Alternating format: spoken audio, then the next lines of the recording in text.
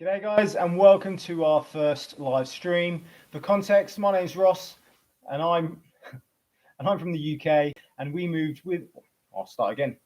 I moved with my family to Australia during a global pandemic. Today's live stream is all about trying to help and inspire you to make the move to Australia by answering your questions that you might have for us, I suppose in the most truthful and honest way, which is how it should be really.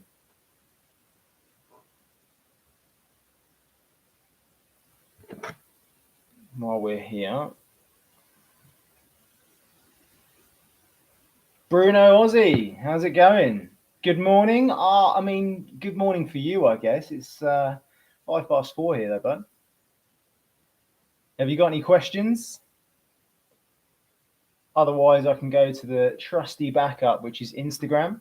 If you don't follow us on Instagram, it's that Johnston Life, just the same as the YouTube channel.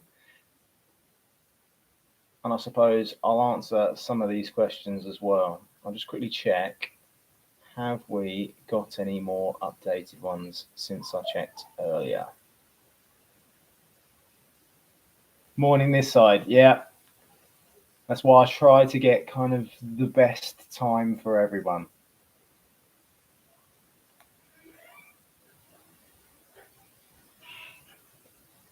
Okay.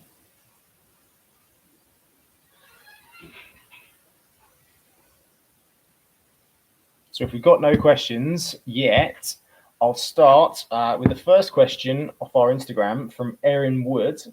How hard is it adapting to Aussie curriculum? And does geography exist really? Now, I guess this is one of my biggest concerns when I first moved over here. As a teacher, that was the main basis of our visa. We're on a 189 permanent residency visa. But just because you've got a visa that can allow you to work in Australia, I guess, are you going to be able to get a job? And as a geography teacher, I understand that that's pretty niche and it can be different in the UK, which schools are quite geography centric, which ones aren't, and what's that going to be like in Australia? Now I'm an English teacher, so to say that they don't do geography is a bit true. What I've found in hindsight, I love being an English teacher, but geography is normally reserved more as a senior specific subject. So something that's normally for grade 11 and grade 12. And then like a lot of schools we're moving to in the UK, it's more of a humanities based thing where they mix it in with religious studies, history, and it's something that's kind of taught as a mix in the lower years. Good morning, Christos. From the Netherlands, our first international viewer that's making themselves known. Thanks. Have you got any questions for us? We'd love to answer them. So how hard was it finding a job? It depends on how open and willing you are to adapt, really. And I found my job whilst I was in quarantine. So I found it really, really quickly. I actually had my interview in quarantine, and the only quiet place that I could do to have that interview was in the toilet. So I'm 100% for having interviews in a toilet, which is a pretty weird statistic. G'day, Clint. I'm not called Clint, but I'm assuming you're called Clint. Garden Lush. Nice. G'day, mate. So yeah, found the job in quarantine. Had the interview whilst I was in there, and I pretty much started as soon as I came out. We had a few days because we finished and it was still the kind of end of term period, so I didn't have to go straight in, but I found it personally reasonably easy because I was willing to be adaptable, taking on a slightly different role than one that I was used to doing, but I knew that I could do. And I would probably recommend that for most teachers, anyone looking to get a job, use this as an opportunity to kind of like see what else it is that you could do. Unless your visa is specifically limited to your job, and then in which case you kind of have to do what you're told. But if you have that option for flexibility, why not try something really different? Why not try something ever so slightly different? I've really enjoyed the change. Would I go back to geography? If the role was there, but it's not something that I'm thinking I have to do it straight away. And actually, it really does depend on the environment that you're in. I really enjoyed the school. Or really enjoy the school. So that's great for me. Whereas other people might get a role that they think is really, really good, not like the place that they're working, and then have to fall back on plan B, which just might be being a little bit more adaptable. So if you are a geography teacher looking to move over, they do have geography specific roles, but like teaching in the UK, or I imagine teaching elsewhere, they're not always as abundant as if you taught perhaps like English, maths, sciences, things like that. Hi, Rosemary. I'm not going to try and pronounce that last name. That one looks a little bit, I'll probably end up just getting it completely wrong. But hi, g'day. How's it going? Let's have a look and see if anyone else has any more questions. But hopefully for Erin, that is your question answered well enough. Bruno Aussie, first live stream question. Would you rate how hard moving to Australia is? What are the really difficult things in your life, or what are the really stressful things in your life? I think it's like getting married. I found that pretty easy because I've got a wife that likes to do all of those kind of organizing things. Having kids, I mean, that was pretty difficult, and it didn't really help that we had Aurora in the process of moving to Australia. I would probably go as far as to say, if I'm going to rate how difficult moving to Australia is, it's going to be up there as like a 9 or a 10. And there's a couple of different reasons for that. The first one is how long it can take. And I know that for certain visas, particularly some of the more sponsored visas, the process can be really quick. But for us, because we had a child in the middle of it, because we had COVID in the middle of it as well, slowing everything up, our whole process from kind of start to finish took around about 2.5 years. Don't get me wrong, that was also slowed up by me being really, really pants with paperwork, and I was actually really, really helped by visa agents who are just making me do things faster. But then if you factor in things like the whole stress of waiting for stuff, I mean, this moving to another country and having your whole life kind of in the hands of someone else, and even though we use the visa agent and we know that they not guarantee, but they do everything so well for you that it's pretty much almost guaranteed, you're still waiting. You have these periods of no contact with anyone from Australia, and you don't really know what's going to happen next. So if you're a person a little bit like me who can sometimes be a bit of a control freak, if not knowing exactly what's going to happen for you can be another reason why it's really, really stressful.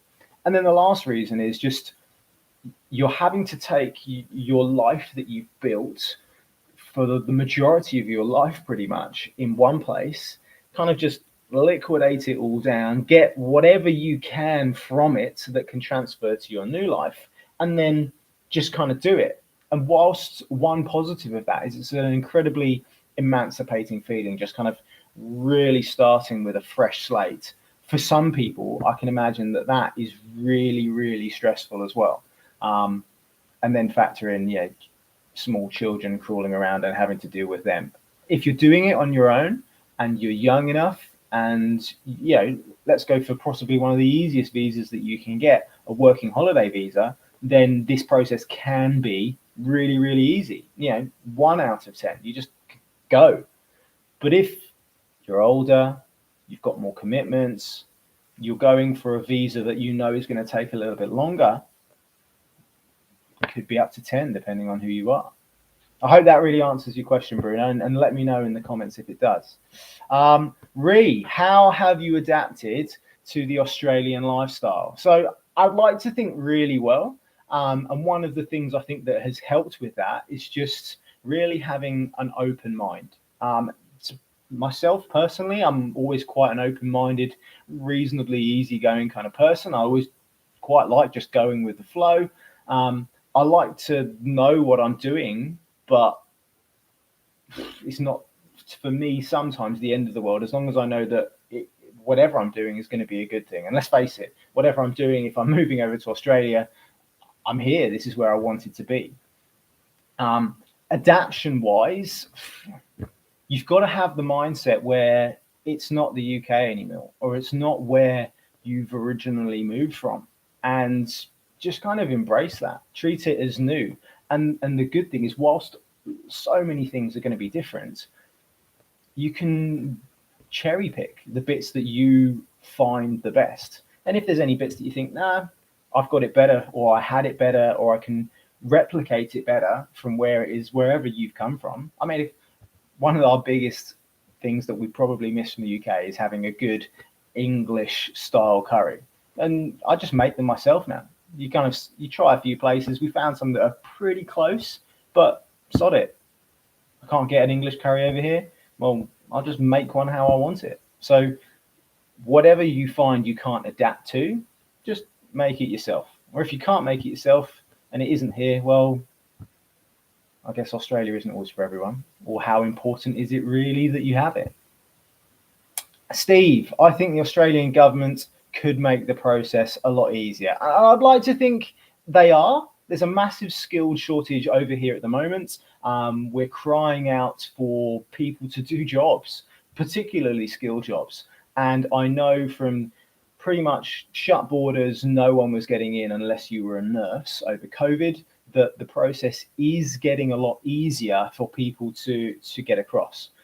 But I know that when we're thinking about how easy could the process be, I kind of think like it should be a bit of a rite of passage, because what you don't want as a migrant yourself is it to be that easy that you can just kind of come over, and at the slightest bit of homesickness, you kind of think, nah, I'm going to go back, because actually that's not beneficial for anyone. It's not beneficial for you. It's not beneficial for the Australian government. So at least by making it a little bit difficult, in my opinion, it makes it feel like this process either really is for me. I've got 100% buy-in, or at least kind of 95% buy-in, and I'm really willing to make it work. Because if it was too easy and people could just come across willy-nilly, and he's got Willy in a live stream, then people would just kind of flip backwards and forwards. And there's already a thing called ping pong poms in particular. I don't know what that would be if you're like a ping pong from any other country, but if it's too easy, you'll just go back. I hope that answers your question. Christos, I'm on the list as a skilled worker, a CNC operator. I'm assuming that's some kind of like heavy machinery, but let me know. I'd like to move, but my wife doesn't want to move yet because of her close relationship with her parents. That's a really tricky one, because I think, and I've heard this from a lot of people as well, if you are wanting to make the move over here, you've got to have not necessarily 100% buy-in from both parties. I mean, if you're the one that's driving it, I'd like to think that you're probably at 100%, but you definitely need like more than 75, 80, 85%. If unless both of you really, really want this, there's always going to be one person who just has those strong bonds to friends, family, to wherever it is that you live. And it's okay to have those. I mean, if I'm really, really honest, I'm still not 100%, but it was easier for me because my dad's English, my mum's from the Philippines. I'd like to think I'm a little bit more world cultured anyway, rather than being so English centric. So the whole idea of just moving to another place in the world for me wasn't completely alien. But for some people who they still have those strong ties to home, then it's okay to have them. But it's really difficult if that person is less than 50%. Two things that I could suggest. The first one, maybe three. So the first thing that I suggest is you need to have really, really good communication with your partner. You need to be having those really, really deep, meaningful chats about your motivations, not necessarily just to move to Australia, but in life. Like, give the whole why do you want to move to another country a bit of context, rather than I just want to move to Australia. So have those conversations. The second one is just try it for a holiday. Try and see what it's like. Experience the country. Because I know when I was talking about it with Samantha, she'd never moved to Australia. Or so of course she hadn't moved to Australia. She'd never even been to Australia. Like, the furthest she'd ever been was maybe an 8-hour flight. No, because I'd taken her to the Philippines. So like 14-hour flight type of thing. So to move to another country when the other person hasn't been there in itself kind of seems a little bit unfair. And by experiencing it, both yourself and your partner, you can make that decision of, hey, I can see our lives fitting in here, or maybe you can't. So you might even save yourself some money in the whole process and just have some really, really good memories by just having a holiday out here. And then the last one is that whole idea of it is just memories. So if you make that decision, you're going to come out here, you're going to try out the lifestyle, you're going to do it on kind of like a temporary basis, always have that exit plan and know what it is that you could do if you decided to move back. So, I mean, hopefully those three options will give everyone that bit of a better understanding, because one of the things that we don't like in life is not having those choices. And if we think people want to do something and there's no way kind of out of it, or no kind of second or plan B, create one. I hope that answers your question, Christos. John, hi Ross. How soon after your visa invite do you do your medical? So I'm not sure if it's like I don't think the terminology is right there. It's not necessarily your visa invite. You submit your expression of interest, you get invited to apply, and then you'll then get what's called like a contact from your visa officer type of thing. And that is when they will give you your ID number to be able to then go and apply for your medicals. So you can front load some of these types of things, but I wouldn't necessarily advise it. I don't think it's going to save you necessarily too much time, as long as you are flexible, that, you know, as soon as you get that contact from whoever's managing your visa, you know, within a week or so, you can just go and get the police checks, go and get your medicals. I don't know anyone that particularly how, like, most people used to front load when it was in that COVID period and everything was taking so long. Now, the fact that things are, you know, the turnaround can be months rather than nearly years, I don't think that would be a good idea necessarily. But not long is the answer. Life and Times. Hey Ross, I have a box of Cubans and a 30-year-old Chianti waiting for you when you come to Melbourne. Are you in? Absolutely. Do I know when I'm coming to Melbourne yet? Not too sure. It's a little bit tricky with an 8-month-old, but thanks for that. I don't think I've ever drunk anything that's 30 years old. I'm just not that posh. 1 kilometer hour Phillips, or 1 kilometer Phillips. Good morning. Thanks for your content. How did you settle on the state in which you are currently living?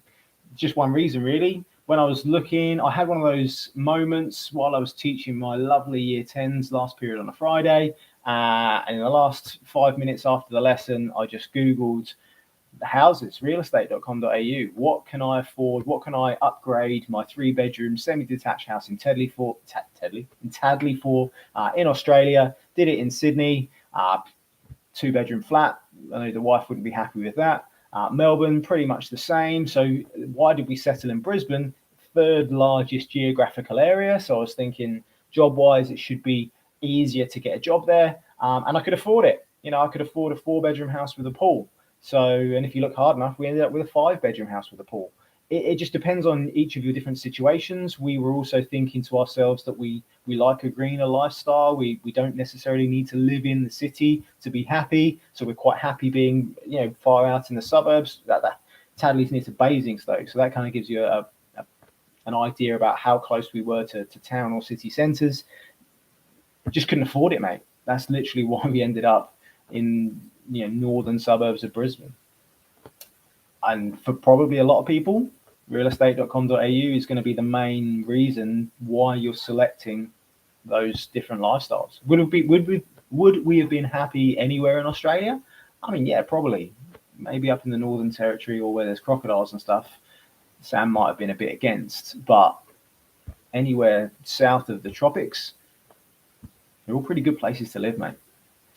I hope that answers your question. Blue Dog, ILS integrated logistics support, whatever that means. I'm in that stream and now doing publication development for defense. There you go. So one of the first questions, be adaptable with what you can do. You never know, you really might enjoy doing something new. Or even, you know, How many people have moved over here with that job that can get them the visa to make the move, but they've got that flexibility that they can then do whatever it is that they want?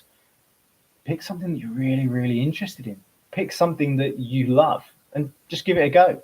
You're giving the whole movie to Australia a thing a go. Why not give a new career path a go? You never know. Ellie Joe, gutted because my partner is a mechanic, so up on the list, but we're not financially ready to start the process yet. And he's only a second year apprentice too. I mean, I would probably go as far as to say he needs to finish that apprenticeship. He needs to get all of his qualifications done and dusted.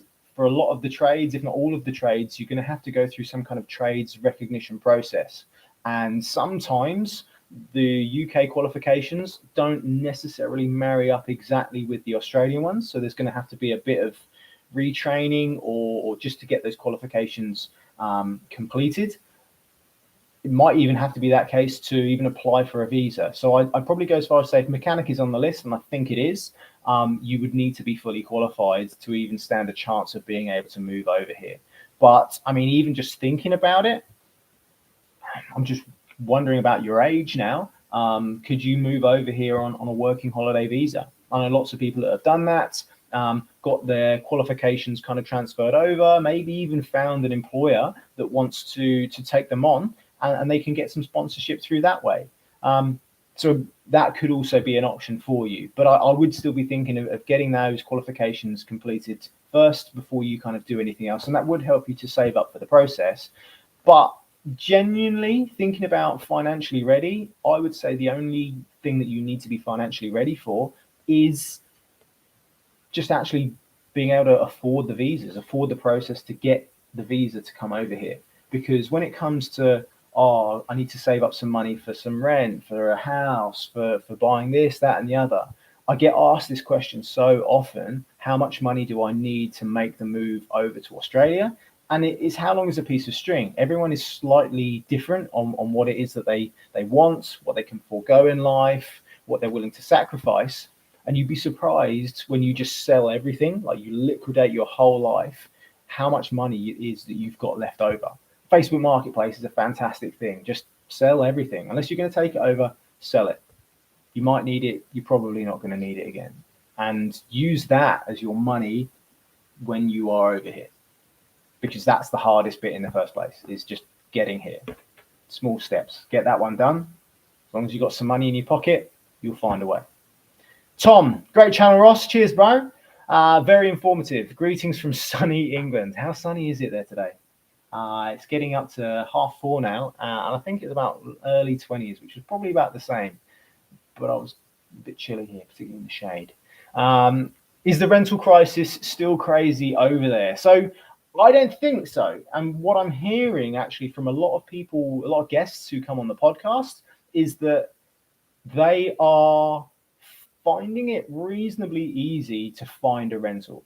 No, you're not necessarily going to walk into your first one that you choose. But I've actually just trying to organize one of the future podcasts and just speaking to them, particularly about rentals and some of their numbers that they got on. So they applied for X amount, I think maybe 10 to 12.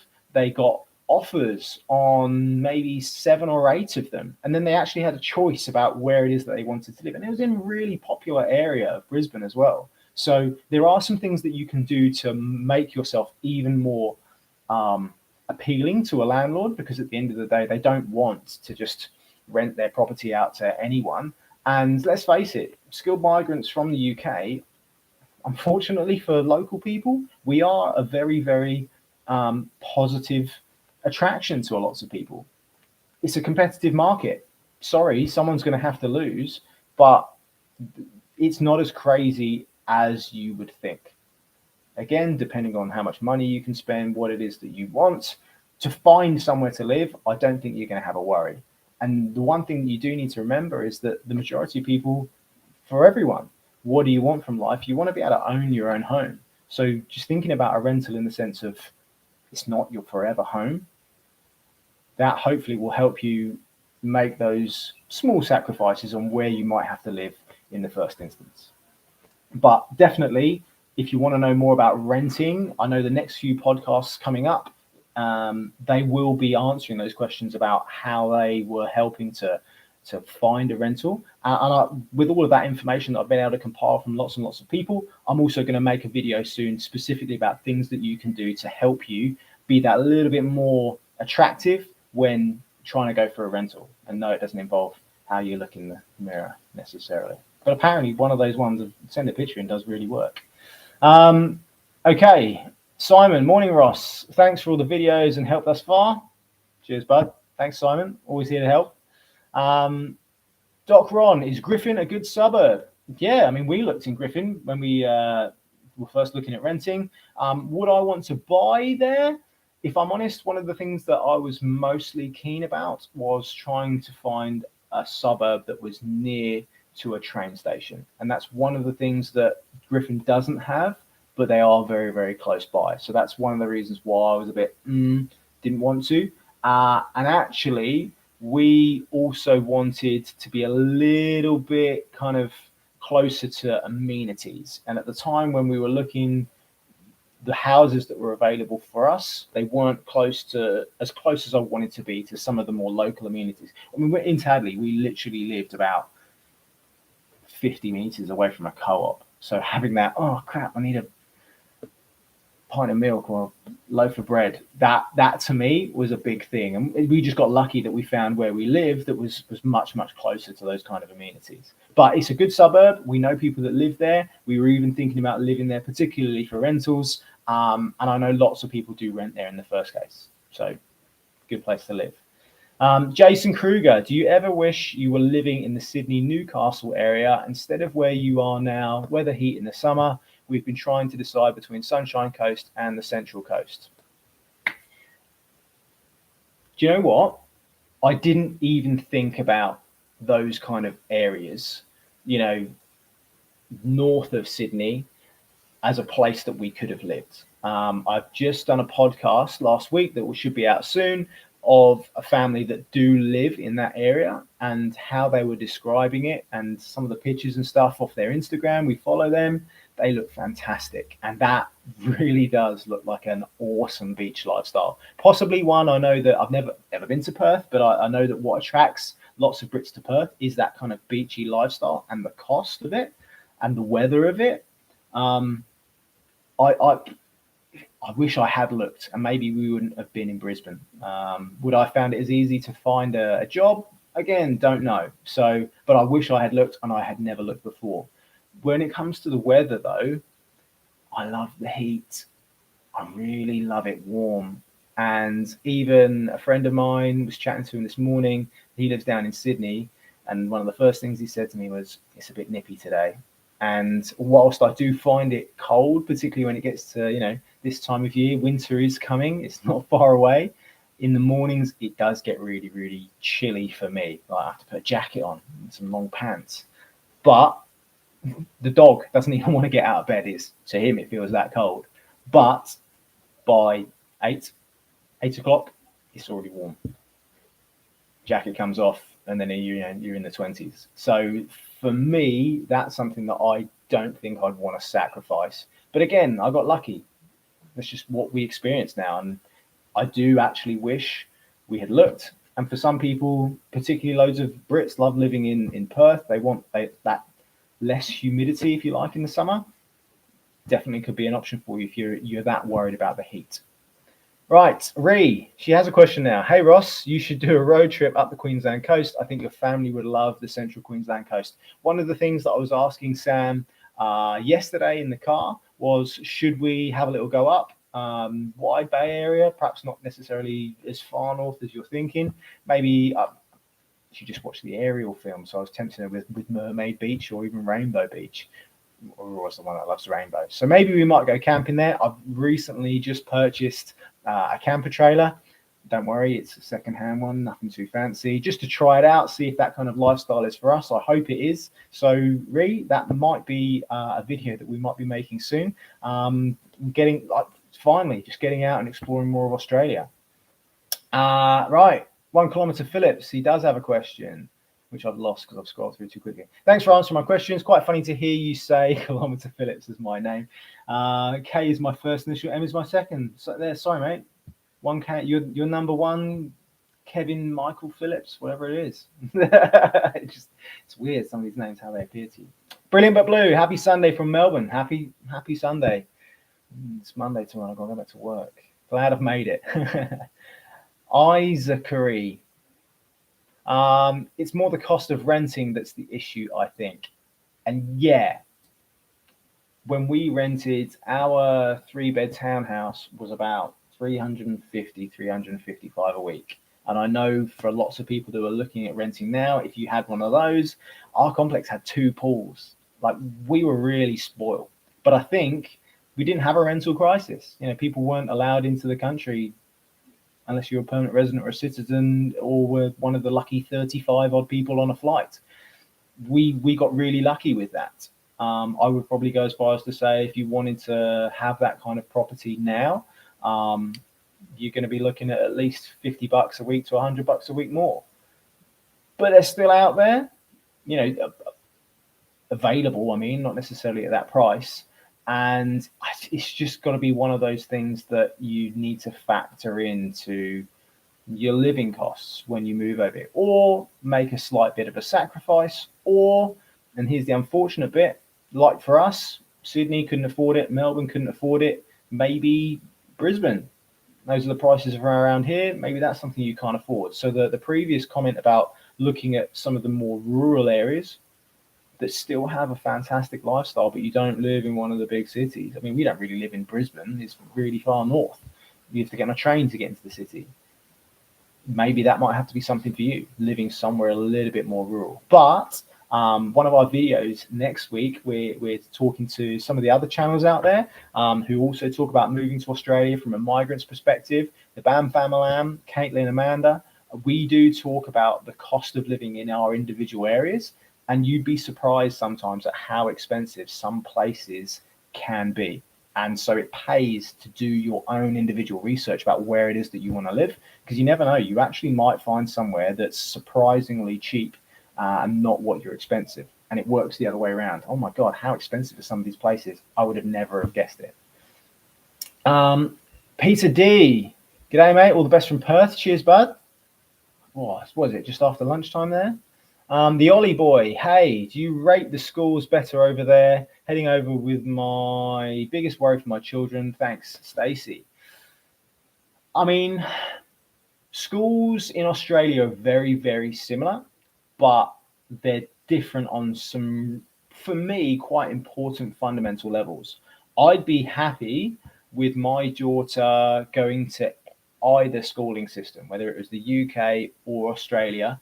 In the UK, we would never have been able to afford a private education for her. Here, because private education is so much cheaper, we could potentially, if we wanted to. I mean, our plan still is to send them to state schools, because I don't think there is too much of a difference in what is on offer. And also, it comes down to every individual family, but I feel reasonably confident as a teacher. You know, my wife has worked in schools, she's taught kids. We would be able to provide that kind of family background that would help them both be really, really successful in school. And as a teacher, that's one of my little bugbears that, yeah, perhaps sometimes parents do feel like they're outsourcing raising their kids and the education that they have. If you've got kids, you've got to be a parent. You've got to support them with their education. And I don't think that is going to be a problem if you're thinking about raising your kids over here.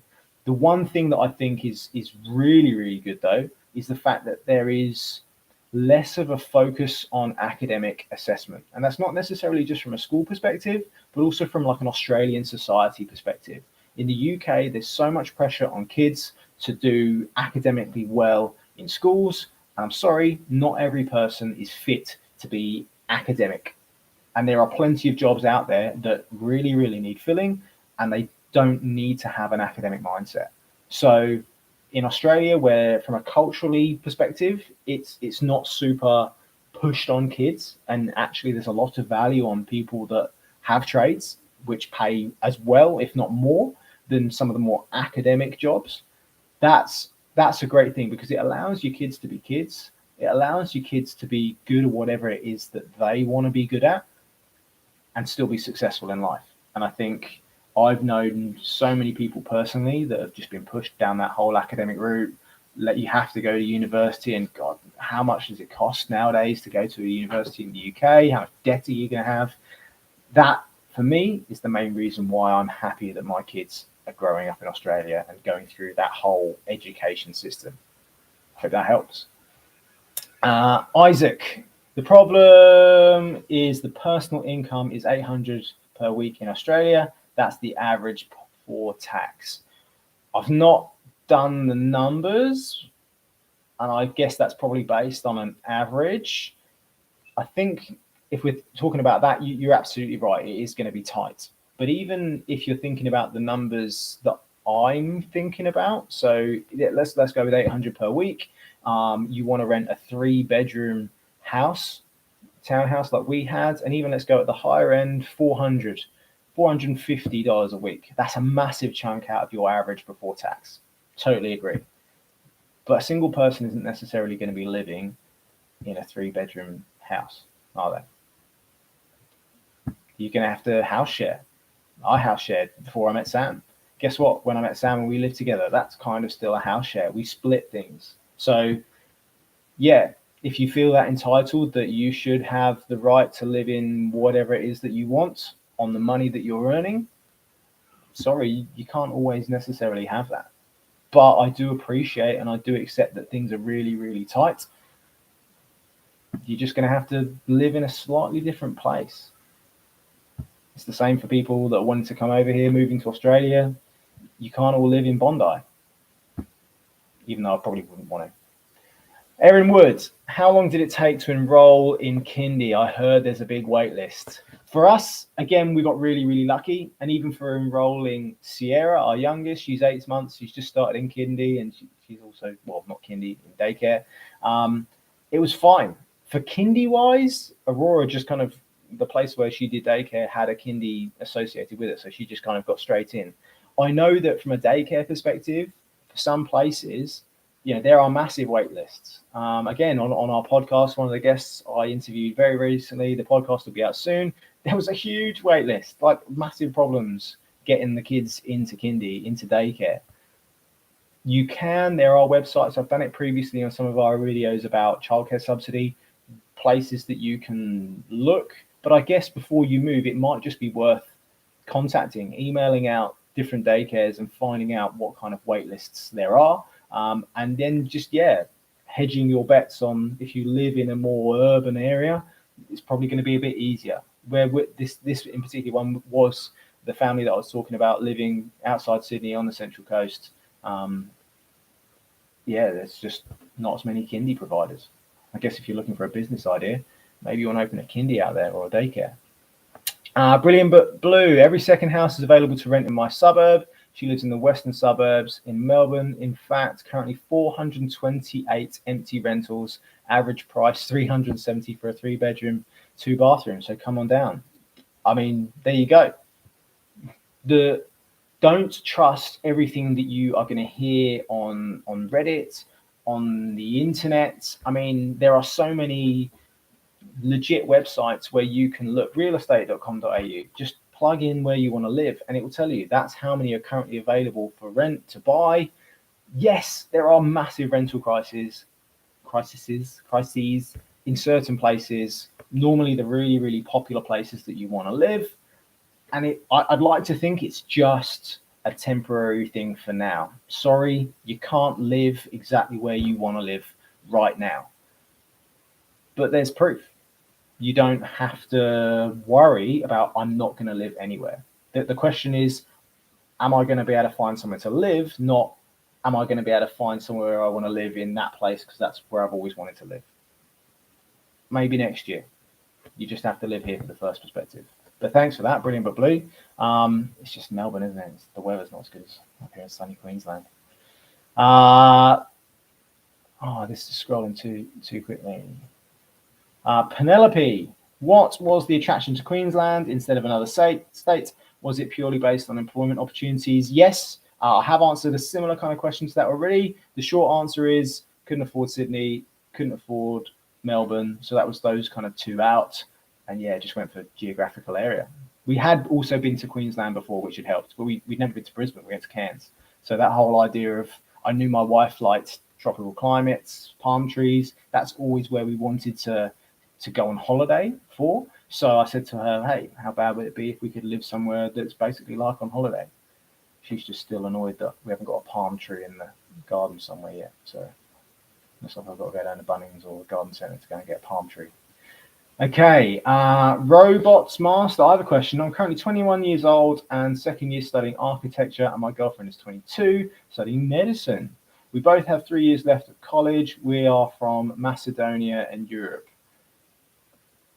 Oh, there's the question. I was about to say, well, literally, where's the question? It's under here. Is it smarter to people to wait a few years and finish the college and then apply for a school visa, or should we get a student visa and start college there from scratch now?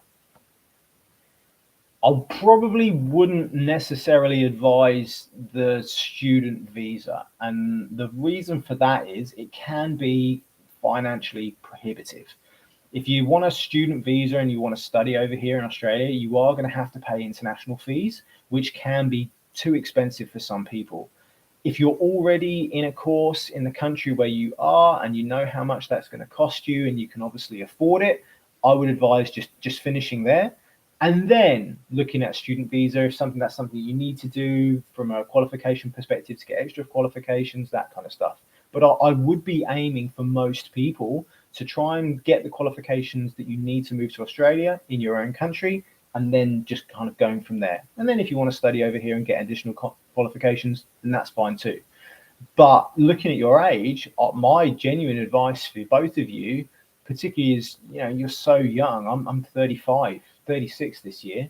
I wish I had been bolder when I was your age, just finishing school, university, college, whatever, and then just going, hey, I want to see what it's like to live in Australia for a year, 2 years, 3 years. Try out the lifestyle. Do it on a working holiday visa. That would genuinely be my advice. And then whilst you're here and you've got that bug and you love it, you can see what you need to do to stay here permanently. And hey, Australia isn't for everyone. If you don't like it, you can always go back and you'll just have great memories. That would be my advice. Isaac, he's back again. Big question. Do you miss decent times for the F1? And who do you think is going to win? I hate Formula One. It just doesn't really do anything for me. Watching people drive around in cars that, if they all had the same cars, I'd be more interested. But for me, Formula One is just like, who has the better car? Don't get me wrong. Lewis Hamilton, whilst personality can sometimes be a bit questionable sometimes, I'll support British drivers. Now I'll kind of support Australian drivers as well.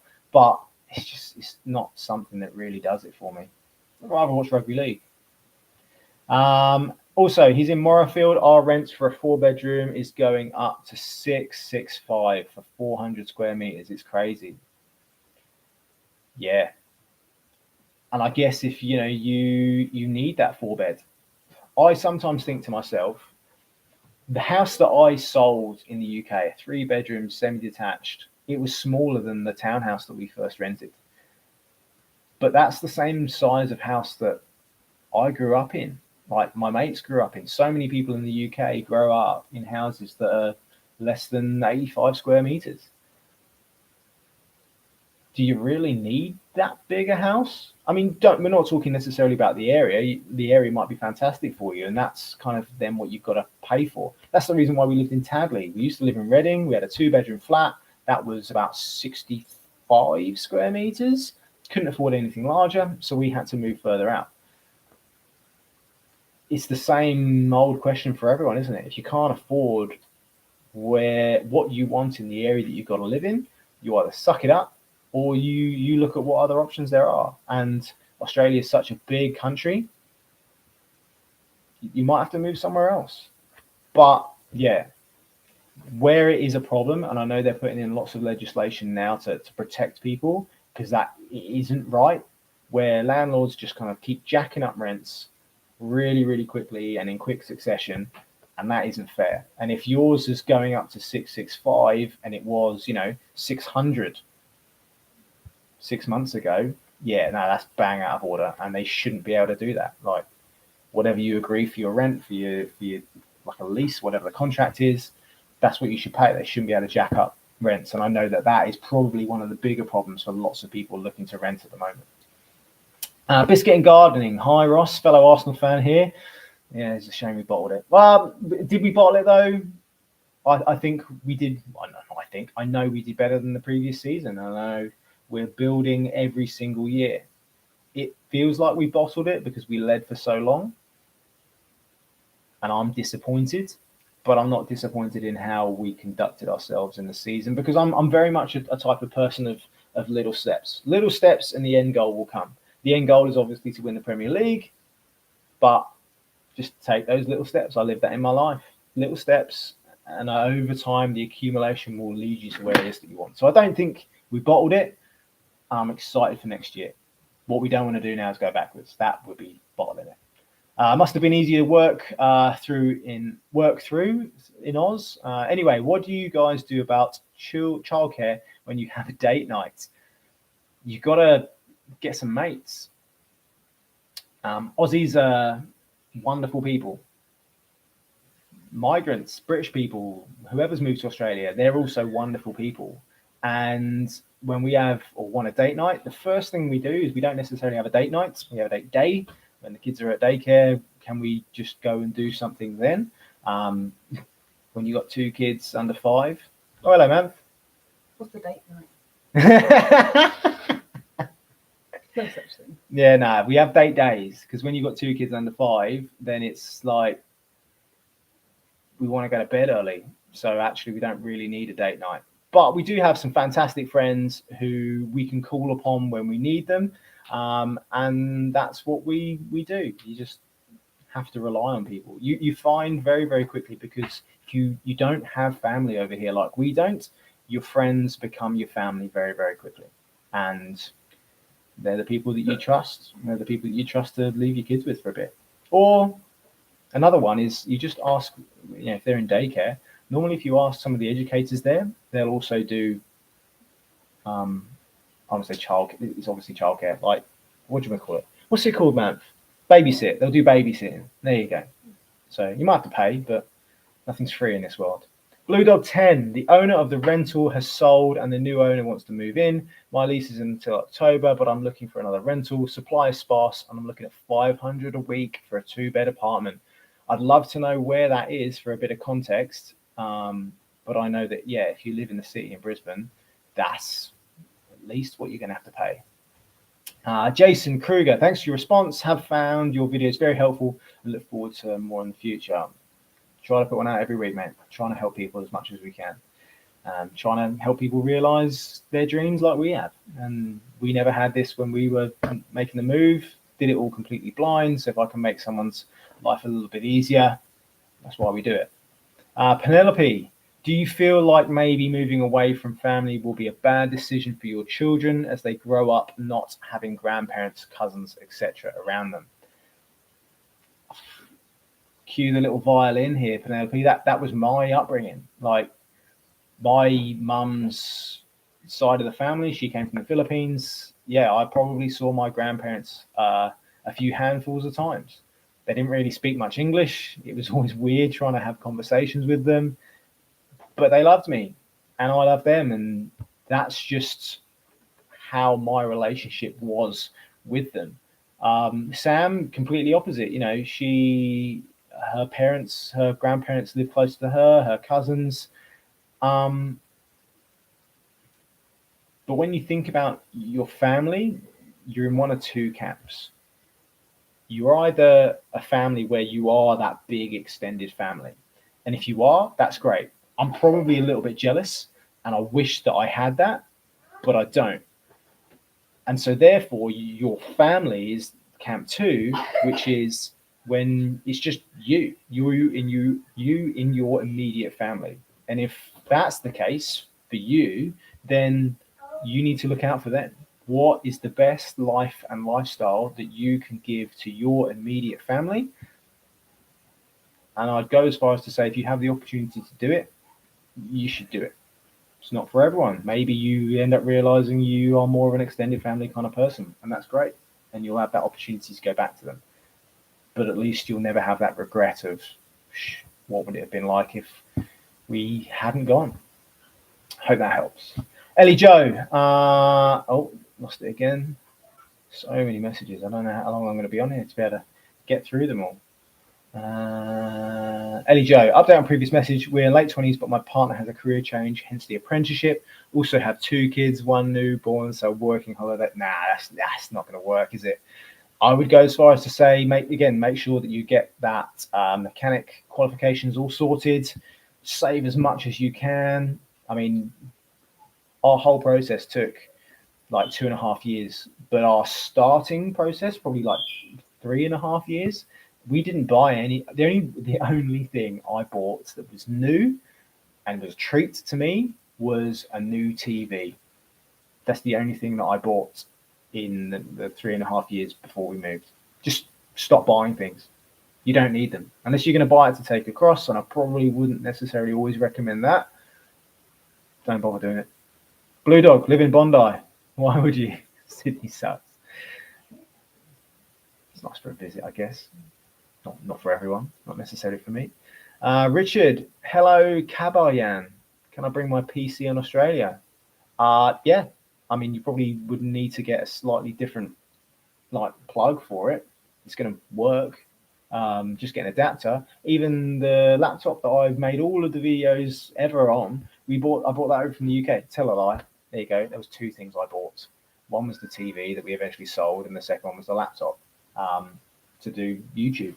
And all I did was I bought for like $30 a plug adapter, like the big box that it clips into. It annoyed me that it went into an old adapter, like a UK to Australia adapter, and it kept falling out if I'd nudged it. So I just spent $30 and bought a new one, changed the power adapter. Sintry, do you think you have enjoyed the move or even made the move if you were single? I'm looking at moving within the next 2 years, but I'm a single man with no links to the country. You freaking love it then, mate. Yeah, that's a regret of mine. Would I have wanted to move when I had just finished university, young, single? Yeah, it would have been great. Here's the thing though, could it have been harder for me? Yes, absolutely, because you don't have those links. You just got to be really out there and go and make more friends. Now, because I have a family, I find it personally easier because I can make friends through my kids when they're at daycare. I can make friends through my wife who makes friends. I can make friends through YouTube. You guys that move over to Brisbane and you text me and you're like, hey, we've ended up moving here and do you want to go out for a beer? I know Melbourne's a little bit far away, but there's a 30-year-old Chianti for me, apparently. I've made friends through that. So you need to be out there, open-minded, trying to make friends, whether you're single or not. You've got less responsibilities if you're single, but doesn't mean you haven't got less opportunities if you've got a family and kids.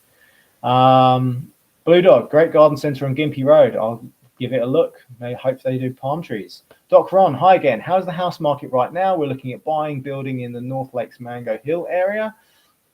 I would go as far as to say buying, you should be okay. The housing market in Brisbane is getting less crazy, partially because of the interest rate rises, which does make it more difficult. But if that's something that you can still afford, maybe it's going to affect your overall budget. But yeah, you can still buy. It's better than it probably was 12 months ago, maybe even despite the interest rate hikes. But if you're wanting to build in North Lakes and Mango Hill, I know that land isn't necessarily as available in those areas. It's already kind of bought and built on. So you're probably going to be looking at Morayfield, Burpengary East, out towards Caboolture area, where new pockets of land are opening up and then might be a little bit more affordable. But hey, do I wish that we'd have ever built our own house? Yeah, it'd be great to have a house exactly how we wanted it. But I'm more one of the people that I'd like to live near things that you can't necessarily always have control about building near. I want to be near transport links. I want to be near the schools. I want to be near the amenities. And in some of the newer estates, whilst they are going to be built, they might not be there yet. They might not be there ever. And I don't want to be someone who's living there for the first few years and just waiting for something that might never arrive. Peter Ozzy, if you're from the UK, same voltage. Yep, absolutely. Just get an adapter. Chloe, hey, is it difficult to secure a rental before entering Australia? We are a family of 4 wanting to move to Perth and worry about somewhere to live as hotels are so expensive. Airbnbs are so expensive as well. That's what we had to do for a few weeks. Even our enforced hotel quarantine, that was like a few $100 a night as well for the privilege of doing that. Yeah, it's really, really expensive. Can you secure a rental before entering Australia? Yes. Are there places that can help you? I mean, we help lots of you by recommending people to sort your visas out. Would it be helpful if we could speak to people and try and find reputable places that would help you with securing rentals? I don't know. Let me know in the comments. Send me a message. If there's anyone that you've used and you think, yeah, these are the people, you speak to them, and maybe we can try and promote them to help other people. That's probably the easiest way, I think, to be able to secure a rental before entering Australia. James, who was on our podcast, now lives down on the Gold Coast. That's what he did. And for him, with his family of 4 kids, like, you know, there's lots of things that they have to sort out. Securing a rental, having it furnished even before they moved in wasn't an issue. But there's a cost. So if you're willing to pay that because you don't want to have the insecurity, you don't want to have the stress, it can be done. If you want to do it on your own, I mean, if I was renting a place out, would I be willing to give it to someone who hadn't even come into the country yet, in particular when I know that it's costing me money every day that this house isn't occupied? You can see why it's more difficult, but it can be done.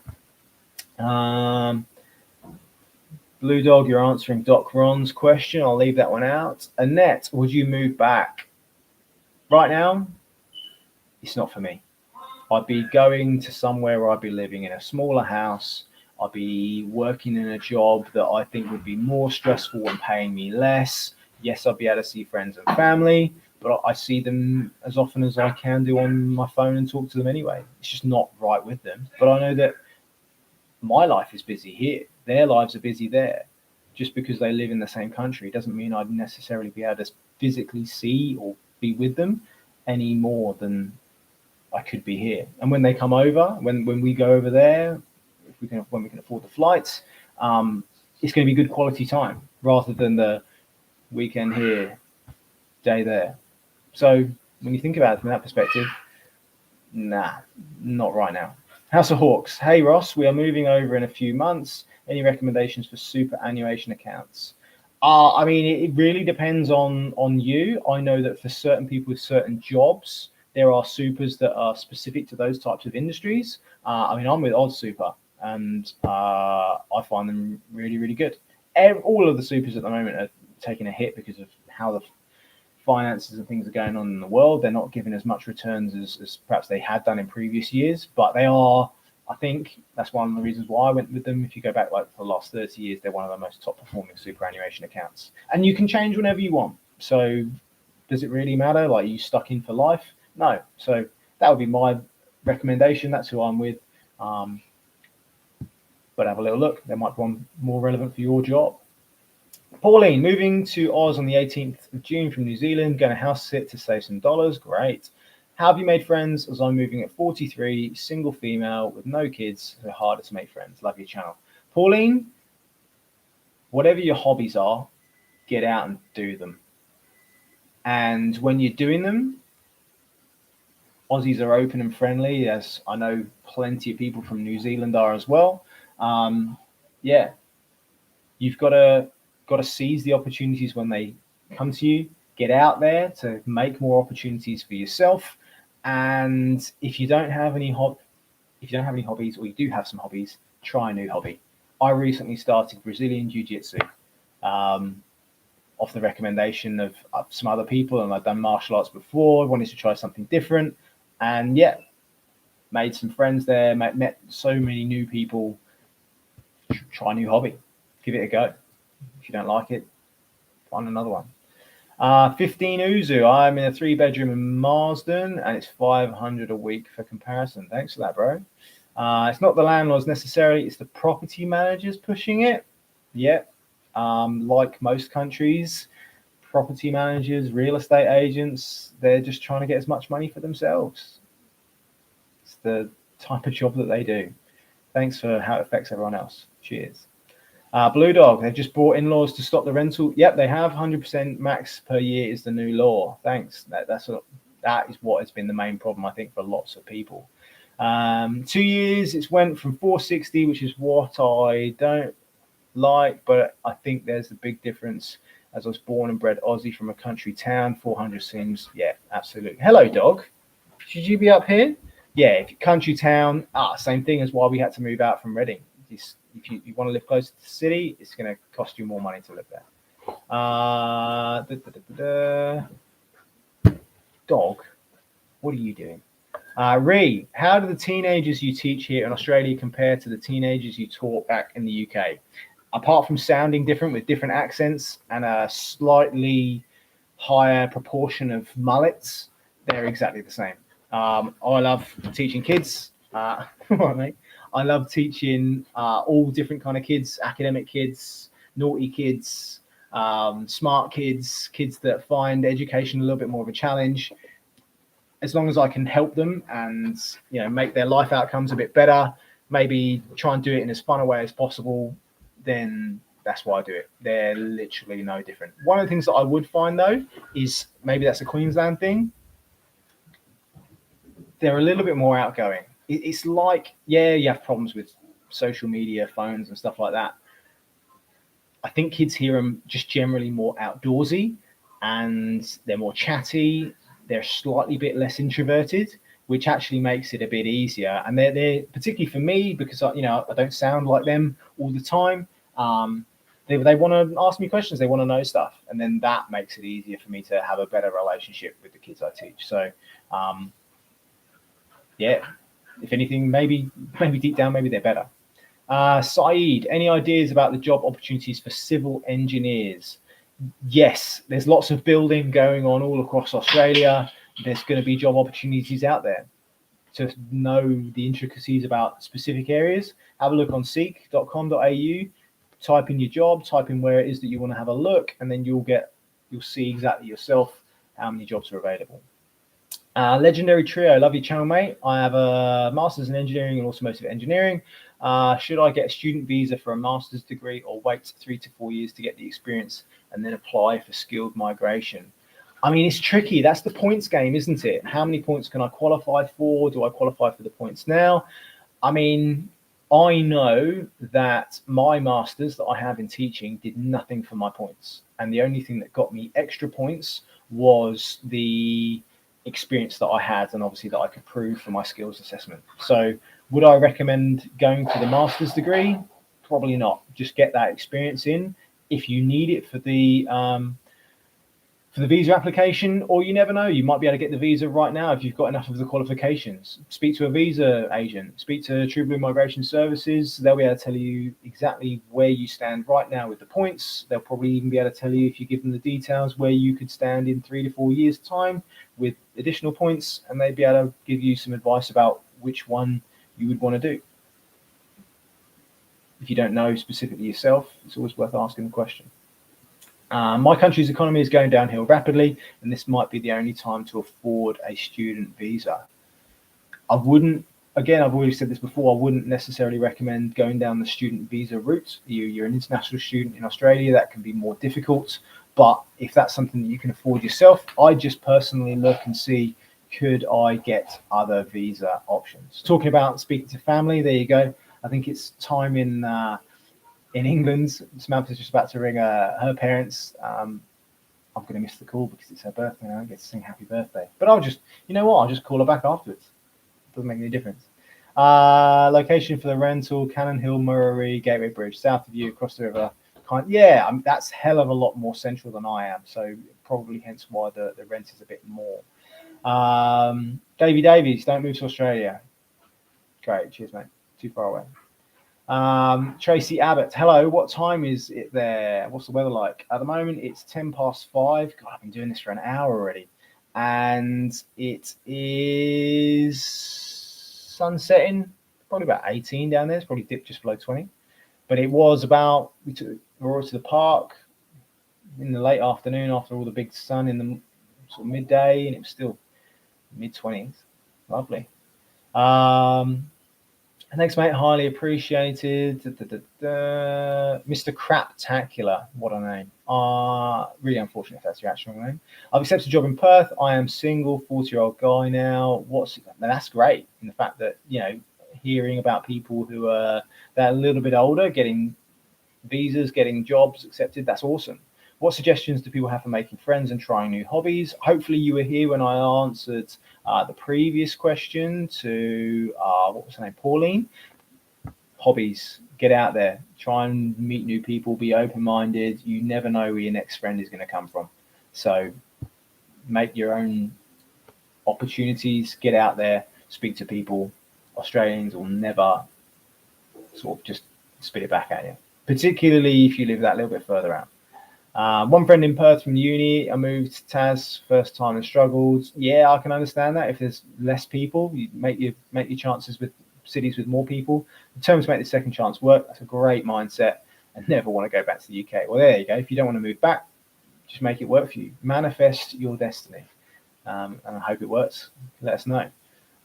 Sides back, AMC 1 plus 5 years experience in Pakistan as a doctor. Does that exempt AMC 2? Wouldn't know what an AMC is.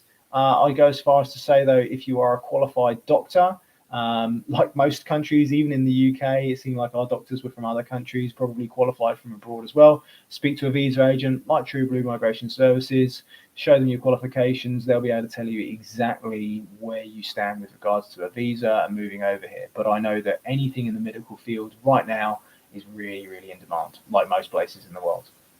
Andy Parker, I turned 42 in April, just submitted a skills assessment. I'm really nervous that it will take too long to process and I will be too old. Do you think processing times are getting better or worse? Do you know what? If this was COVID time, I would be worried for you, Andy.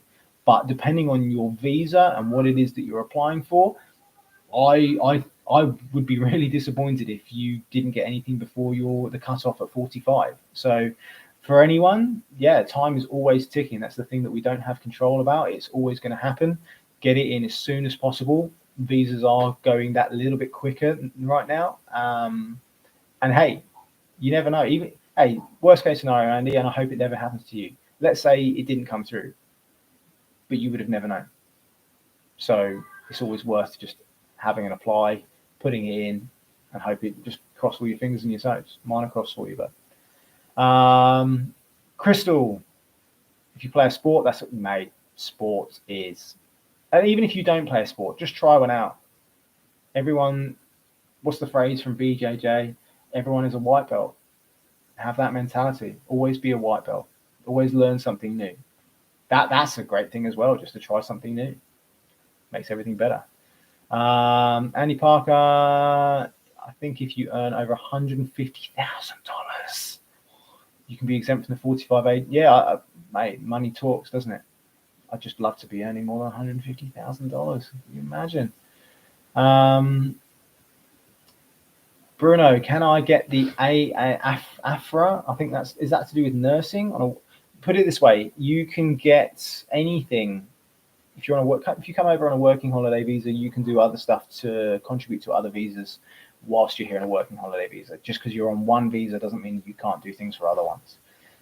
Looking at industry super funds, they do better than the commercial ones. Yep, that's exactly what I would say, but obviously it depends on what industry you're in, but definitely have a look first.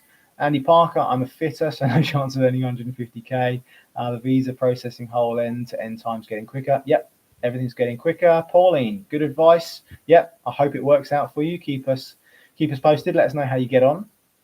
Salesh, hi Ross, love seeing your videos and great insights. What type of curriculum is adopted in kindy in schools in Australia? Curriculum, mate, they just like this learning through play, isn't it? Like Aurora knows that an A is in Aurora. Has she learned how to write it yet? Not really. Does she really want to or need to? I guess I'm one of these people that I don't want to have my kid too advanced when she goes to school that she's going to end up being a little oik like I was at school. I don't really know what the curriculum is, but I know that she's enjoying it and she loves to go every day, and it's never a difficulty trying to drag her ass out of bed. So it's a good one, in my opinion. Currently, my son goes to school that is based on PYP. Don't know what that means, so sorry, I wouldn't know if that's familiar. Colette, love the channel. How viable is it to sell everything on Facebook Marketplace here in the UK and buy similar stuff for approximately the same price?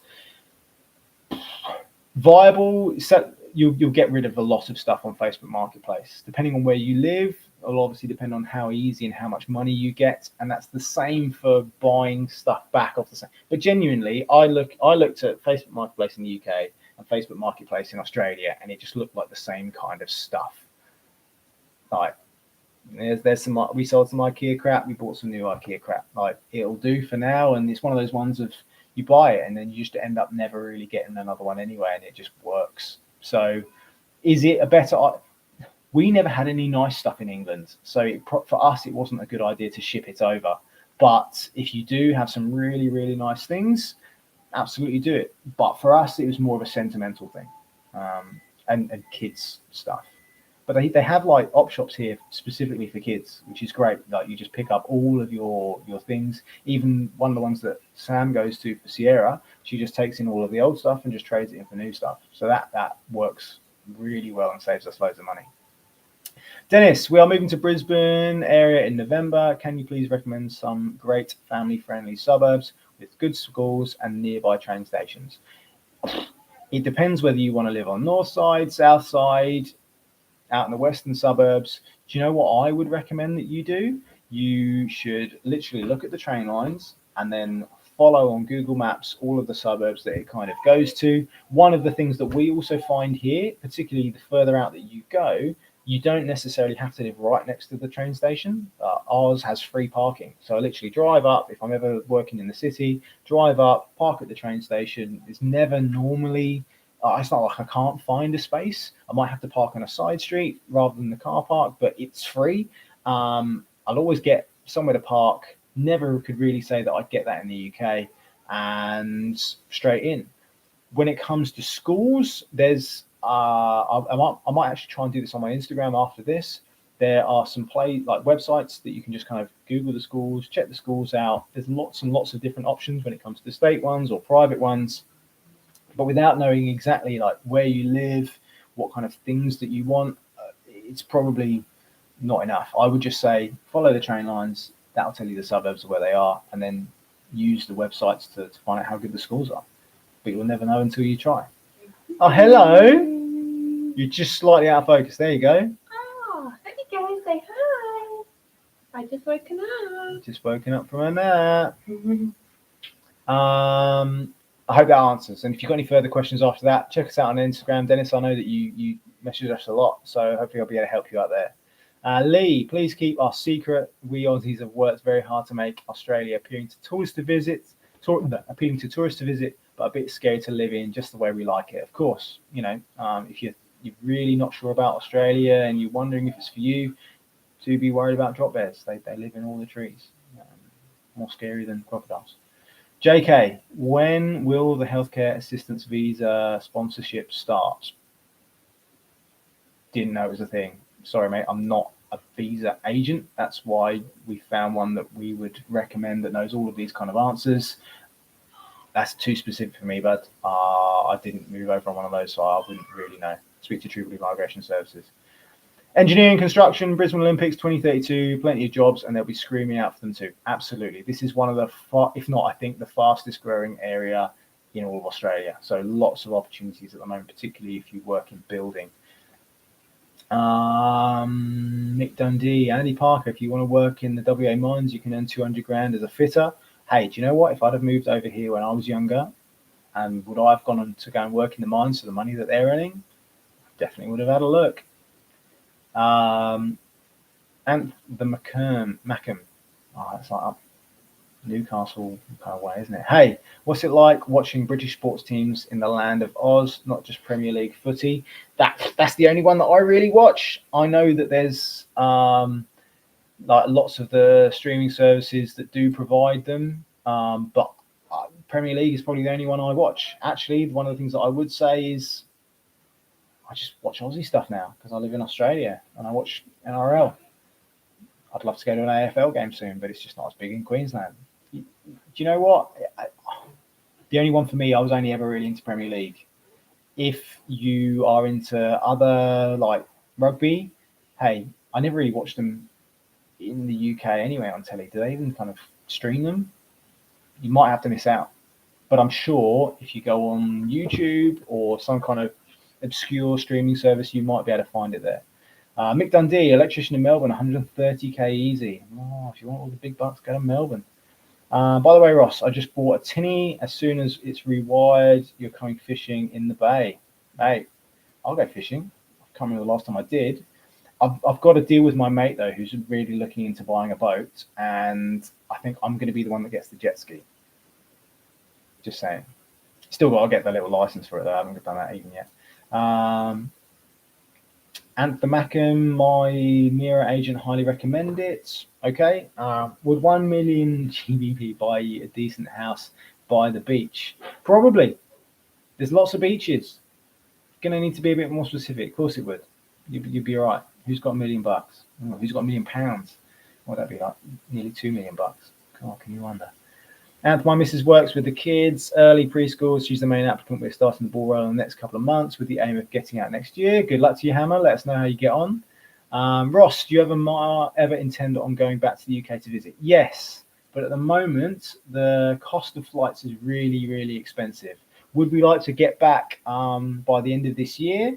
Yes and no. I don't want to have to pay for it. I know that Sierra at the moment is obviously smaller, so it would be a little bit cheaper. But then the idea of having her sat on my lap for 24 hours also makes me want to have to pay for her. So it will be soon. I still need to get her passport sorted out. But yeah, of course we go back to visit. I want to see my friends and family. No, Melbourne does not need nurses. Federal and state cutbacks, very few jobs in the public sector. Oh, there you go. Don't be a nurse in Melbourne, apparently, from Brilliant But Blue. Anthem Mackham, I started getting paperwork sorted in February 2022. English tests. It's a waiting game now. Yep, that's the same for everyone, but I guess that's a long time. Oh no, that's the process started. Yeah, probably a similar timeline to us. It depends on what visa you're on as well. Sam Thomas, hi Ross, both myself and my wife are teachers, technology, modern languages. What's the current state of teaching out there with job prospects, looking at Queensland, Brisbane to be near family? I mean, the tech kind of teaching, yeah. Modern languages can be a bit of a difficult one. The languages out here are slightly different. If you teach, for example, Indonesian, you're going to be more in demand here than you are in the UK. But it's not to say if you teach the ones in the UK, French, German, that kind of stuff, you will find them in some schools. Just don't expect them to necessarily be in every school. But like I said with previous questions with regards to teaching, as long as you're flexible, what else could you kind of teach? I'd be thinking about that in the first case. But I love teaching over here in comparison to the UK. It's much less stress. There's much more focus on you as an individual and that kind of work-life balance. I think that just comes from an Australian culture and mentality towards work. You're not kind of just worked into the ground. And of course, you're paid a lot more. This is the most money I've ever earned in any job, let alone teaching. So, yeah, you won't be disappointed from a teaching perspective. And hey, if you don't like it, try something different. Crystal, you can get a lot of free furniture and household goods in Australian cities from Street Bounty. Yeah, try your up shops, Facebook Marketplace. There are definitely some good deals out there. Elvina, Ross, can you please do a vlog on special education teachers training or shade more light on it? Thank you so much for honest vlogs. They've been very helpful. Elvina, I don't know about vlogs on special education teacher training because I genuinely wouldn't know much myself about that or know people that work in that area. But one of the things that I am looking to do very, very soon, I used to have a bit of a series on teaching in Australia, but my school got a bit funny about filming on location in their school. I wanted to have at least a background with a bit more context to it, but I understand why they didn't want me to necessarily show them. So they're currently down at the moment, but I am going to refilm them, even with some more up-to-date information as well. So they'll be back on. So to help anyone who's a teacher and thinking about looking to come to Australia, there's going to be more of those videos. And I'm going to try and get them done as soon as possible. Regarding on the trains, also look up TransLink for connecting buses. Yep, have a look at those as well. I know that, like, for example, North Lakes doesn't have a train station in it, but they do have a direct bus link to Mango Hill, which is the nearest one. So I'm just being really picky that's why I didn't necessarily want to live exactly in North Lakes. Sintry, how true are the stereotypes of giant spiders in your house and snakes everywhere? Do you know what? There's probably some giant spiders and snakes in my house right now, but I can't really see any of them, and I don't see them very, very often. So, yes, they're around. Do you want to go and stick your face and hands in places where they are? Well, I wouldn't recommend it. It's not a very good idea. But that shouldn't be the reason why you don't want to live there. But if it is for you, then, enjoy living in the places where there aren't big snakes and spiders. There's probably some other hazards that I wouldn't want as well. What's the internet speed like in WA? Fiber broadband? Don't know, but there are some websites that you can check. Maybe someone else that lives in Perth can tell them what their download speeds are. But I reckon if you lived in Perth, it'd probably be pretty comparable to wherever else you live now. Jack moved from Manchester to Brisbane last December, and we watched your videos. Thanks, mate. That's exactly the kind of messages we love to hear. Glad to help you out. RG, as someone new to moving to Australia, 37-year-old, finance, no kids, would you recommend Perth or Sydney or Melbourne or Brisbane? I'd recommend any of them. You need to think about what is really, really important to you in your life. Sydney and Melbourne are probably going to be more expensive. If that's important to you, don't live in those places. If you want more of a beach lifestyle, I'd probably go for Sydney or Perth with the better beaches. Brisbane doesn't really have the beaches. Even for us, we have to go out to Bribie, Sunshine Coast, Gold Coast. But it's not to say that they're any of them are bad places. They're all really fantastic places. Just you need to be more honest with yourself about what is it that's important in your life that's going to help you to make that decision. Peter, internet in Perth, up to 100 megabytes. There you go. What more do you need? Coulter, do you think Arsenal should go for Rice or... I didn't even know we were in the market for Casado.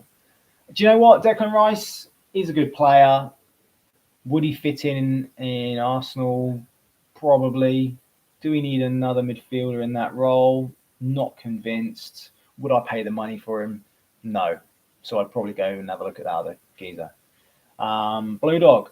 Perth is beautiful. So is Brisbane. All very nice to visit. Yeah. Do you know what? I would probably I've thought of something else with regards to that. Which one is the better place if you're 37 with no kids? Go and holiday in all of them first. Before you make that commitment, spend a week, spend 2 weeks, just go around them. There you are, 2 months of your life maximum, going to spend visiting all of them. I know it's going to cost money, everything costs money, but if you want the best decision for yourself, you can't listen to what I'm going to tell you. Just go and do it for yourself. Find out what it's like. RG, keep up the good work. Video's awesome, very helpful. Cheers, bud. It's literally the reason why we do it, to help you guys and to hear feedback like that of how much we've been able to help you. That's why we do it. Right, last few questions, unless anyone else is going to ask any more. Jordan Henderson, what are the best shops to get all of your appliances from? We use Good Guys, Appliances Online. JB Hi-Fi is not too bad, but my personal preference is for Good Guys. I just don't like the yellow.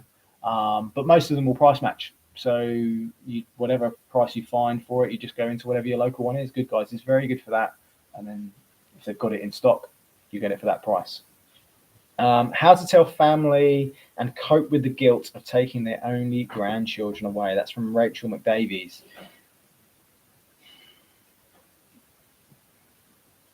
It's really difficult on each individual family circumstance. I know, I have that guilt. I feel like that from the perspective of taking Aurora and Sierra away from Sam's parents. That's who we live closest to in the UK. My parents live in the Philippines. So again, with my own upbringing, that's how I was brought up, not necessarily always being near my grandparents. My dad's had died before I was born. You've got to do what's best for you and your family. And just because you live on the other side of the world doesn't mean that you will never see them frequently or ever again. Facebook, FaceTime, they are fantastic tools to keep you and your family updated and close and connected. What would this process have been like 20 years ago, 40 years ago, when this technology didn't exist? Man, that would have been a completely different answer. When they come over, they'll have fantastic quality time. Where this becomes the biggest problem is when I speak to families and hear about grandparents that really pile the guilt on because they don't want to come to Australia. Like they're really anti and against that whole flights, traveling over here. Perhaps they've never even been to Australia. I've never known of a grandparent or an older family member who has been to Australia who has said, no, you shouldn't go. It's a bad decision. The only people that ever say it are those people who have never been there. And if you have family members like that, I'm sorry, I feel sorry for you. Because I know that even, let's say 20 years time, 30 years time, if my daughters ever wanted to go back the other way and live in the UK or live anywhere else, I would never be that parent in the sense of, no, don't go there, don't chase your dreams. That's just me. I wouldn't be that person. So I'm sorry if, yeah, that's what you've got. But you can't ever really get rid of the guilt. You just got to do what's best, what you think is best. I am blessed, but with an 8. Has anyone moved to Katherine in the Northern Territory? I haven't. Not even been to the Northern Territory yet. Looking forward to going there one day, and I want to do that thing in Darwin where you swim with crocodiles in that massive tube. If anyone is from the Northern Territory, particularly Katherine, could you just pop us a quick comment, a message? How is it? What's it like living there? King Jim, we all know about the prices but what about the quality? What's the best supermarket? If you want the best quality food, I would genuinely go to a greengrocer or a butcher, like a local kind of place. Coles, Woolies, Aldi, genuinely, I find you can get like a better Coles than a better Aldi. Like one Aldi isn't necessarily the same as another one. It just depends on where they are. We normally go to Coles, Woolies, or Aldi literally out of convenience, and we also know that for some things they are a better price. Value-wise, though, it all comes about season. Like if you want to buy something out of season in Australia, you are going to pay so much money for it. But I find if you want to go for in-season produce, where is probably the best value? Buy something from your local one. And that's something that I never would have done in the UK because it was always just about going to the supermarket. It was always more expensive and not necessarily any better. But here in Australia, definitely support your local one, go in there, have a look, and you will be surprised by the quality and the prices that you pay. But even saying that, like the greengrocer that we go to is back where we used to live over towards Brendale. So it's still local, I guess. That's just the one we prefer. Sunny, we move over to Brisbane in 3 weeks. What time frame would you give yourself to settle? That is different compared to everyone, your own circumstances. I think you just need to have the mindset of it will take everyone a slightly different amount of time to settle. I know that I settled here quicker than Sam did. You know, she would even probably say that sometimes with certain things, when certain things happen, maybe she doesn't feel as settled as she did do. So it's even in that sense, it can be a fluid kind of mindset. I would go as far as to say you feel settled when you start thinking about the UK as home. And I know that we won't really, 100% fully feel that settled thing until we go to the UK. And when we come back to Australia, because obviously this is where everything is for us at the moment, and how do we feel on that flight coming back? That'll be the big decider. I feel settled now. I'd like to think Sam feels mostly settled.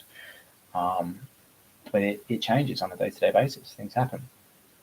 Delight's response: what does it mean if my job isn't on the occupational list, and could I still move there? If your job isn't on the skills list, it just means that some of the visa pathways aren't available to you, and probably some of the more permanent options aren't there as well. Depending on your age, though, get a working holiday visa. Come out here, take your chances, see if you can get sponsored by a company. It doesn't mean that you can't move there. But if you want to find exactly for you, what do you have to do? What is the situation for you? Speak to a registered migration agent. Speak to Subaru Migration Services. Tell them your situation. They will be able to check for you for free. Mention us, and they will just be able to give you exactly the right steer. Like looking it up on the internet, different forums, you'll never really know until you speak to a professional. If you can speak to one for free to tell you exactly how it is, why would that be a bad thing? Particularly as well, if these things change all the time, the lists get updated frequently. So what might be for you today might not be the same if you're young enough next year, in 2 years' time. Find out for yourself. JT Walker, after being in Australia for a while now, do you have any regrets from moving from the UK? The one that jumps to mind is I wish I'd packed more of my winter clothes. I thought that it was never going to be cold here. As a geography teacher, thinking that Queensland wasn't necessarily, that's my own fault. I wish I'd packed more stuff, warm stuff for the cold. Because I had some really good stuff in the UK. Wouldn't have had to have worn it all the time, but would have definitely helped. Okay, last few questions, and then I am going to have to get off. But thank you for your time, and thank you for everyone that's been on the channel so far. Where did we get up to? Blue Dog, don't move to Canberra. Canberra's probably nice. Never been, but I'd like to go one day. Denzel, greetings, Ross. I have a family of 5 moving to Sydney. How is the area for kids? All of Sydney? Like, you have to be a bit more specific, but yeah, great for kids. Just perhaps not necessarily everywhere. Let us know. Speak to us on Instagram. See if you want to give us a bit more information. Sydney is a pretty big place to know exactly which way, what the area is like for kids. It's good. Ken Stevens, hey Ross, if you ever want to do a video from Moreton Bay or Tangalooma on a day like today, be happy to take you out. Ken, hit me up on Instagram. Give me your details. I definitely would love to do.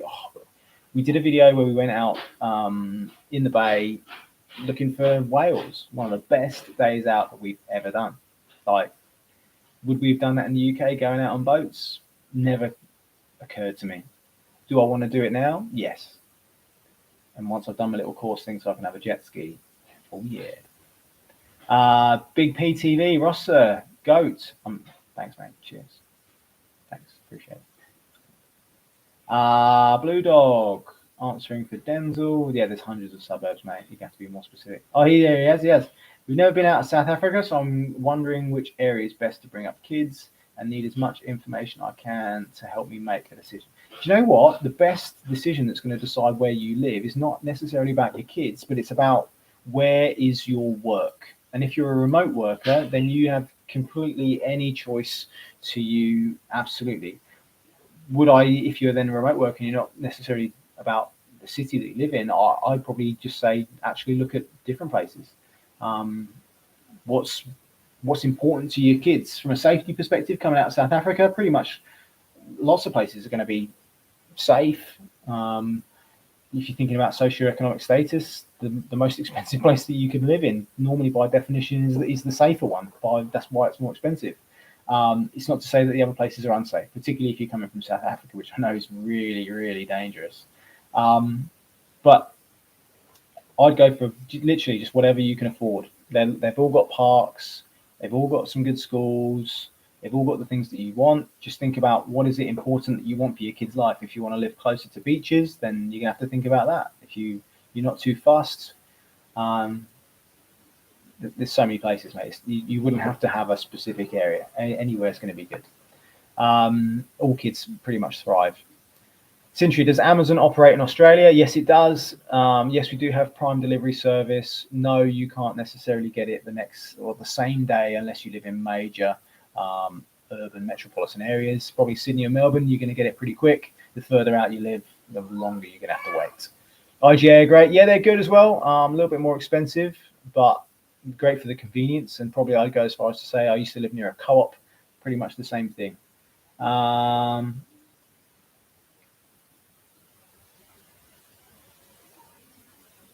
Sintry used to live in Denmark, doesn't have Amazon at all. Well, mate, you'll be absolutely loving it here because it does exist.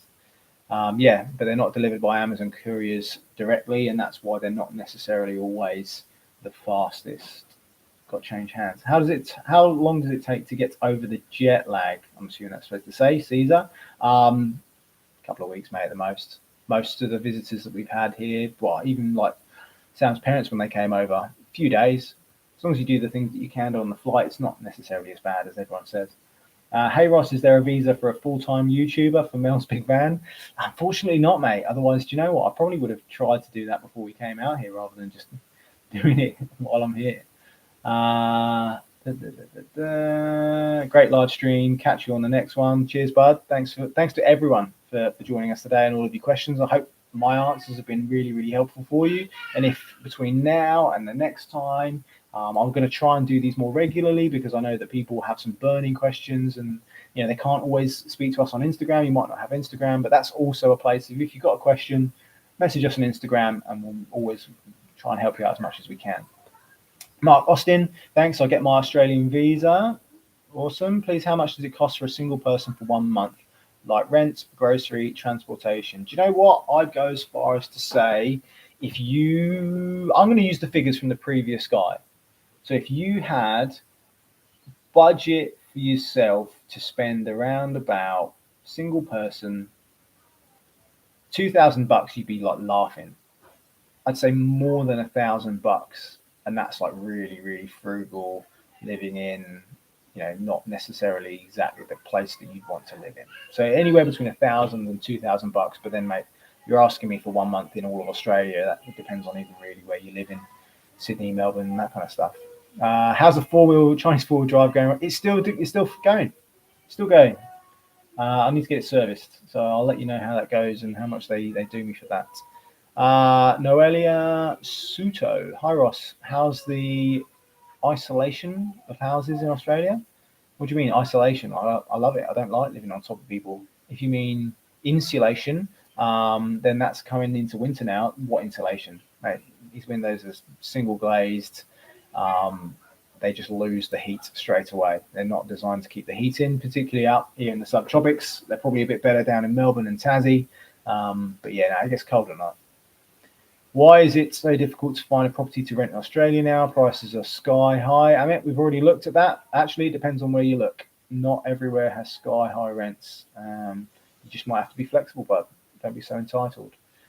Mel's Big Van. Hey Ross, loving the funny questions on the same par. Do you have Argos? No, we don't have Argos. Nothing like it. Not like a catalogue shop. Not one that. Do you know what?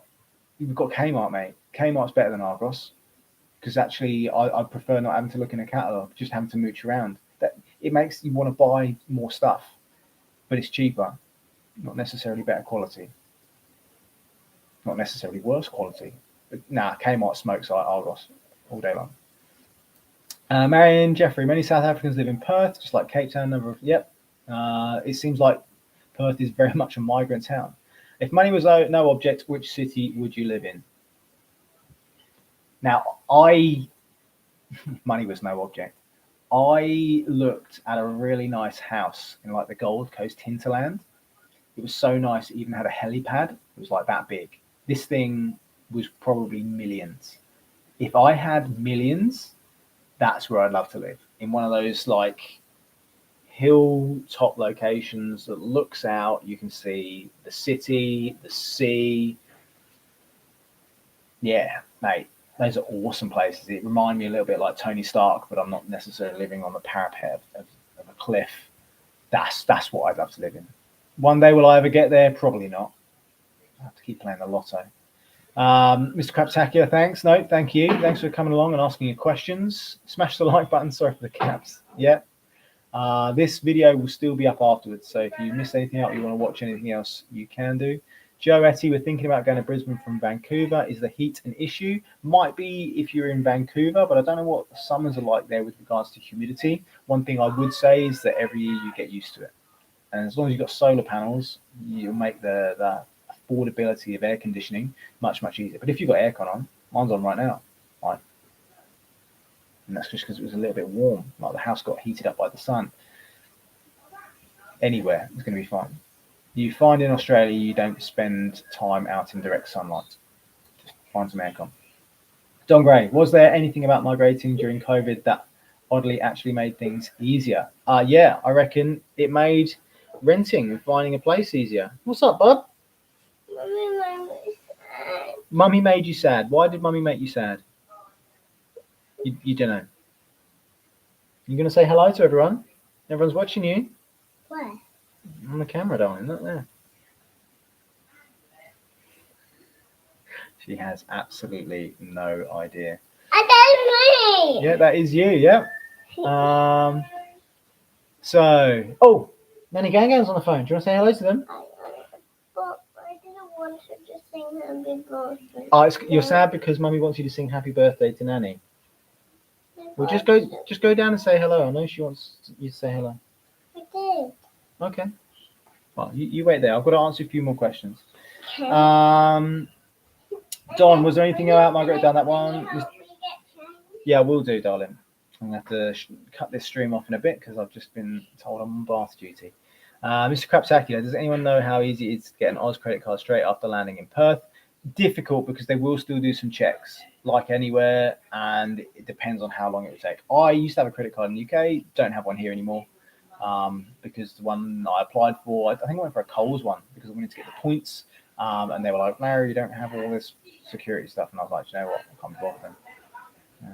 Probably a good idea. They don't have credit cards. Cheers, Mel. Mark, thanks. We'll be moving to Sydney, so I should be expecting to spend at least 2,000. Nah, probably more, mate. Again, if you're single, depends. 2,000 a month. That literally could just be your rent in Sydney, depending on where you want to live. Tom, hey Ross, planning to visit Brisbane for 1 month next May to observe the situation. How much money should I have with me? As much as you can afford. If you're just visiting. It's your holiday. The more you can bring, the better it's going to be. Laura Blonger, apologies you code it. Just joined. Do you or your family have any regrets of moving?